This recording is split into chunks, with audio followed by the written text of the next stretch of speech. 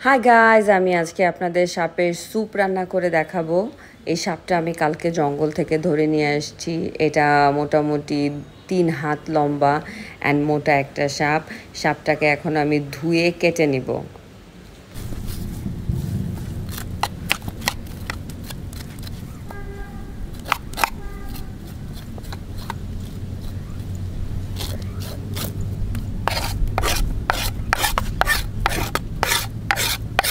যেভাবে আমরা মাছের আঁশটে পরিষ্কার করি সেভাবেই আমি সাপের আঁশটেগুলো পরিষ্কার করে নিচ্ছি।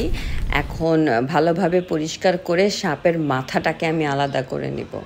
সাপের মাথাটাকে 2 ভাগ করে নিয়ে পানিতে ভালোভাবে সাপটাকে ধুয়ে নিব, যাতে সাপের রক্তগুলা সাপের শরীরে লেগে না থাকে।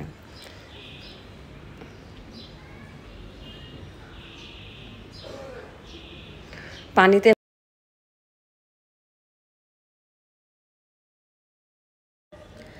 একটা ধারালো ছুরির সাহায্যে সাপের পেটটা মাঝ বরাবর কেটে নেব, যাতে পেটের ভেতরে কোনো ধরনের নাড়ি ভুঁড়ি কোনো কিছু না থাকে।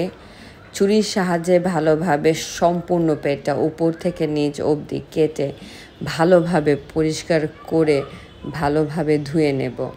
যত নাড়ি ভুঁড়ি আবর্জনা আছে সব কিছু কেটে ফেলে দেব।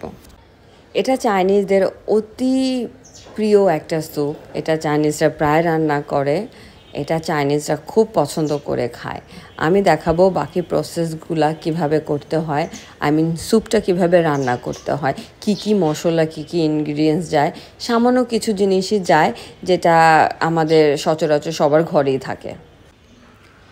অলমোস্ট সাপ ধোয়াধুয়ি শেষ আমার। এখন আমি একটা পাত্রে গরম পানি, লেমন গ্রাস এবং আদা এবং রসুনের কিছু টুকরা দিয়ে সাপটাকে সিদ্ধ করতে দিয়ে দেব। এটাকে বেশ কিছুক্ষণ জাল দেব চুলায়। এটাকে ভালোভাবে সিদ্ধ করতে হবে, যেহেতু এটা স্যুপ রান্না করছে এটার ভেতর বেশ কিছুটা পানি দিব।